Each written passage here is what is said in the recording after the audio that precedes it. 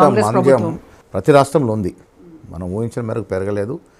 ఈ అప్పులు కడతా ఉన్నాం. అయినప్పటికీ మనం ఇచ్చినటువంటి మెజారిటీ అంశాలు వాగ్దానాలు 6 గ్యారెంటీలో మెజారిటీ అంశాలు ఇస్తూ ఉన్నాం. ఇలా మొదటి రోజునే ముఖ్యమంత్రి గారు ఉచితంగా మహిళలకి బస్సు ప్రయాణం ఇచ్చారు. ఇది యావత్ దేశంలో 2 రాష్ట్రాలు ఉంది, కర్ణాటక మంది. ఇది ఒక గొప్ప వరం. ఒక మహిళ ఎవరి మీద ఆధారపడకుండా ఎక్కడికన్నా ఫ్రీగా తిరిగేట అవకాశం ఇచ్చాము. ఇవాళ సన్న బియ్యం ఇస్తూ ఉన్నాం. ఏ రాష్ట్రంలో లేదు, అన్ని రాష్ట్రాలు మన వైపు చూస్తూ ఉన్నాయి. ఏంటి ఇంత గొప్ప కార్యక్రమం ప్రజల్లో బాగా పోయింది. అది ప్రతి పేదవాడు, ఒక ధనికుడు ఏ బియ్యం తింటున్నాడు, అన్నాన్ని తినే అవకాశం మనం కలగజేసాం. రుచిగా ఆస్వాదిస్తూ ఉన్నారు. దానికి తోడు ఇవాళ ఇందిరా మిల్లు.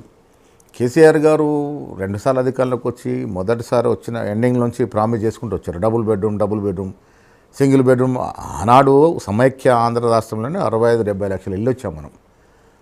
అప్పుడు ఏమన్నారైనా సింగిల్ బెడ్రూమ్, అల్లుడస్ ఎక్కడ పడుకుంటాడు, ఇవన్నీ సెంటిమెంట్ డైలాగ్స్. ప్రజలు నిజంగా నమ్మిరారా కేసీఆర్ వస్తే మాకు డబుల్ బెడ్రూమ్ ఇస్తాడేమో. ఎక్కడిచ్చారు? లక్షల అప్లికేషన్లు వచ్చాయి, వేల సంఖ్యలో ఇవ్వలేని పరిస్థితి. వాళ్ళు మేము వచ్చాక ప్రతి నియోజకవర్గానికి 3,000 చొప్పున ఇందిరా మిల్లు ఇస్తూ ఉన్నాం. కొన్ని నియోజకవర్గాలకు మాకు ఎమ్మెల్యేలు చెప్తున్నారు సర్ప్లస్గా ఉన్నాయి. అర్హత ఉండి ఇల్లు లేని పేదవాడు ఉండకూడదు ఏ గ్రామంలో కూడా. ఆ రకంగా ఇస్తూ ఉన్నాం. 3,000 ఫస్ట్ ఫేస్లు ఇచ్చాము, ఇంకా 3,000 ఇవ్వబోతా ఉన్నాం.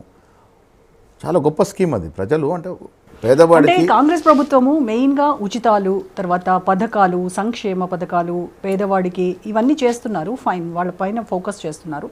కానీ మరి సంపద సృష్టికి సంబంధించి ప్రభుత్వం ఏం చర్యలు తీసుకుంటోంది? ప్రభుత్వం చర్యలు తీసుకున్నా, ఇందాక చెప్పి మన రాష్ట్రంలో అన్ని రాష్ట్రాలు ఈ ఆర్థిక నిర్బంధం కొనసాగుతుంది. అంటే మూవ్మెంట్ లేదు, రియల్ ఎస్టేట్ కొంత స్లో అయింది.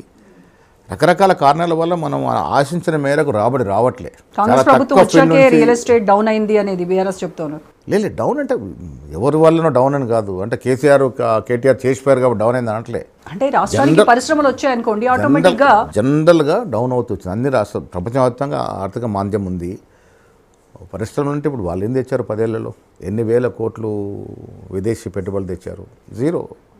ఇవాళ సీఎం గారు శ్రీధర్ బాబు గారు 2 సార్లు దావోస్ పోయారు. 178,000 కోట్ల పెట్టుబడుల యొక్క గ్యారంటీ వచ్చింది. అది పేపర్ల మీదే ఉన్నాయి.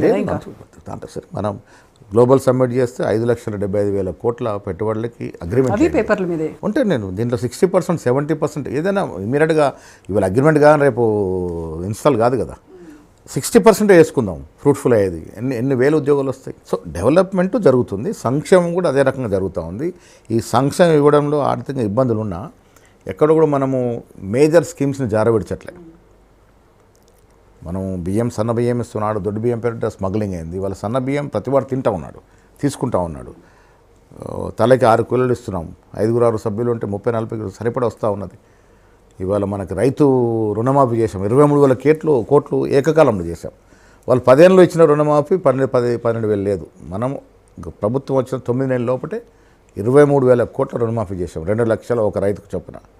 రైతు భరోసా కొంత ఇబ్బంది ఉన్నా ఇస్తాం. 100% రైతు రుణమాఫీ జరిగిందని మీరు గ్యారంటీ ఇవ్వగలరా మహేష్? 2 లక్షల చొప్పున 23,000 కోట్లు రుణమాఫీ చేశామంటే అక్కడక్కడ ఎవరన్నా మిస్ అయితే అవుతారు. కానీ 23,000 కోట్లు అయితే పోయినాయి కదా. అదే అడుగుతున్నారు ప్రతిపక్షాలు, అడిగే కూడా అవి. మీరు 23,000 కోట్లు మేము నిధులు విడుదల చేశామంటున్నారు, ఎక్కడికి పోయినాయి? ఇంకా రైతులు దరఖాస్తులు పట్టుకొని, ఆధార్ కార్డు పట్టుకొని తిరుగుతా ఉన్నారు బ్యాంకుల చుట్టూ. ఫ్రూట్ఫుల్ స్కీమ్ ఇది. 2 లక్షల లిమిట్. ఒక పేదవాడికి 2,40,000 ఉంటుంది. ఆ 40,000 కూడా పాపం వడ్డీకి తెచ్చి కట్టేశారు వాళ్ళు. ఆ 40,000 కడితేనే 2 లక్షలు మాఫ్ అవుతుంది. అదే కట్టామని చెప్తున్నారు సార్. ఆ కట్టని టెక్నికల్ సమస్యలనే కొన్ని ఆగిపోయి ఉంటాయి. 1,99,099 రూపాయల వరకు మాఫ్ అవుతుంది. 2 లక్షల 1 రూపాయి ఏంటంటే మాఫ్ కాదు.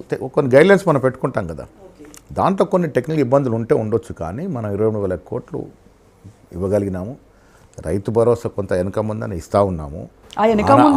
ఆనాడు ఉన్న అదే ఆర్థిక ఇబ్బంది. ఇంకా 2.5 ఏళ్ళు అయిందంటే హాఫ్ టర్మ్ కంప్లీట్ అయిన తర్వాత కూడా ఈవెన్ టుడే ఇప్పటికీ కూడా పాత అప్పులు, పాత ప్రభుత్వ తప్పులు ఇవే చెప్తా ఉంది. కానీ కాంగ్రెస్ ప్రభుత్వము వాళ్ళ మీద బ్లేమ్ చేసి ప్రజలకు మీరేదో మేము మంచి చేస్తున్నామని చూపించుకునేటువంటి ప్రయత్నం తప్ప, నిజంగా మీరు 100 రోజుల్లో ఇస్తామన్నటువంటి హామీలు 6 గ్యారెంటీలు ఏవి ఎప్పుడు అమలవుతాయి? 6 గ్యారెంటీల్లో మెజారిటీ అంశాలు ఇస్తాం. 6 గ్యారెంటీలు ఏంటి? Majority Mahalakshmi main program. ఉచితంగా ఇవాళ 200 లోపు యూనిట్లు కాల్చుకుంటే 0 బిల్ వస్తుంది. ఎంతమందికి వస్తుంది తెలుసా? మీరు ఏ గ్రామానికి కనుంటే యావరేజ్గా 70% హౌస్ హోల్డ్స్ ఈ ఫ్రీ కరెంట్ పొందుతున్నారు. ఎవరికి రాదు? గీజర్లు వేసి ఏసీలు వాడుకుంటే రాదు. అది ధనిక వర్గాలు వాడుకుంటాయి. సామాన్యుడికి 4 బల్బులు 4 ఫ్యాన్లు వెలిగేవాడికి ఉచితంగా కరెంట్ వస్తుంది. మహాలక్ష్మిలో అది పెద్ద ప్రోగ్రాం. ప్రతిదీ కూడా మహిళా సెంటర్గా నడుస్తూ ఉంది. లోన్స్ కానీ క్యాంటీన్స్ కానీ మనం ఇచ్చే స్కీమ్స్ అన్నీ కూడా. రేషన్ కార్డులు 10 ఏళ్ళు. రేషన్ కార్డు అనేది పేదవాడి జీవితం అంతా కూడా రేషన్ కార్డు చుట్టూ తిరుగుతుంది. 10 ఏళ్ళు ఒక కార్డు ఇవ్వాలి. ఎందుకు ఇవ్వాలి నాకు ఇంత అర్థం కాదు. మరి ఆయన 10 ఏళ్ళు ముఖ్యమంత్రిగా చేశాడు, ఒక్క రేషన్ కార్డు ఇవ్వలేకపోయినాడు. మనం ఇవాళ ఎంతమందికి అర్హత కలిగిన ప్రతి వాడికి ఇస్తూ ఉన్నాం. ఆ కార్డు ఇవ్వడం వల్ల వాడికి అన్ని సదుపాయాలు వస్తూ ఉన్నాయి. ఉచితంగా బియ్యం వస్తాయి, పప్పులు దినుసులు అన్నీ కూడా వస్తూ ఉన్నాయి. ఇది గ్రామాల్లో మీరు ఎక్కడికి వెళ్ళని చూడండి. సామాన్య జనం are very happy with the governance of the Congress government. ఎక్కడ మా మీద వస్తూ ఉన్నాయి social media.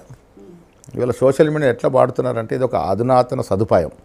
Science and technology పెరిగి మేము చిన్నప్పుడు నేను ఎన్ఎస్ఐ రాష్ట్ర అధ్యక్షుడు ఉన్నప్పుడు మేము ఒక కార్యక్రమం చేసుకొని ఫోటోగ్రాఫర్ వచ్చే వరకు మేము ఆగేవాళ్ళం. ఇప్పుడు వచ్చగానే ఫోటో తీసుకొని మన ప్రోగ్రాం బయటకు పోదు. రోషే గారు ముఖ్యమంత్రి ఉన్నప్పుడు మేము ఏదైనా కార్యక్రమాన్ని పిలిస్తే మనం పిలిచి చెవులు అడిగేది ఫలానా ఫోటోగ్రాఫర్ వచ్చాడా వాడు అందరికి పంపుతాడని. అంటే అలాంటి పరిస్థితి నుంచి అలా మనము ప్రోగ్రాం అవుతూనే ఉంటుంది, ప్రెస్కి వెళ్ళిపోతూనే ఉంటుంది. అంత పెద్ద టెక్నాలజీ వచ్చింది. సోషల్ మీడియా పెద్ద టెక్నాలజీతో కూడుకున్న సదుపాయం. దాన్ని దురుపయోగం అవుతూ ఉంది. నేను చాలా చోట్ల చెప్తాను, వీళ్ళ మీ ద్వారా కూడా చెప్తాను. సోషల్ మీడియాలో వచ్చే కంటెంట్ అంతా వాస్తవం కాదు. నేను కొన్ని మీడియాలు చూస్తూ ఉంటాను, వాళ్ళ ముందే క్యాబినెట్ మీటింగ్ జరిగి వాళ్ళ ముందే డెసిషన్లు వచ్చినట్టు చెప్తున్నారు. అసలు నీకు 10 పైసలు ఉంటే 20 పైసలు చెప్తే లెక్క, 10 పైసలు ఉండదు రూపాయి 10 పైసలు చెప్తా ఉన్నారు. అట్లాగా కేటీఆర్ కూడా ఏం చూసుకున్నాడు, వీళ్ళంతా కొంత డబ్బులు ఉన్నాయి కాబట్టి సోషల్ మీడియాని మేనేజ్ చేసి మా మీద తప్పుడు ప్రచారం చేస్తూ ఉన్నారు. కానీ వాస్తవంగా గ్రౌండ్లో ఉన్నట్టు రియాలిటీ ప్రజలకు తెలుసు. మీరు అన్నట్టుగా మేము 100% మేము అమలు చేసామని అబద్ధాలు చెప్పాము. కొంత ఇబ్బందులు ఉన్నాయి, ఇంకా కొన్ని చేయాల్సినవి ఉన్నాయి. ఇంకా 2.5 ఏళ్ళు సమయం ఉంది. 5 ఏళ్ళకి మనకు మ్యాండేట్ ఇచ్చారు. 5 ఏళ్ళ నాటికి కదా అడగాల్సింది ఇవన్నీ. సో డెఫినెట్గా మనం ఇవ్వాల్సినవి ఇవన్నీ ఇచ్చే మళ్ళీ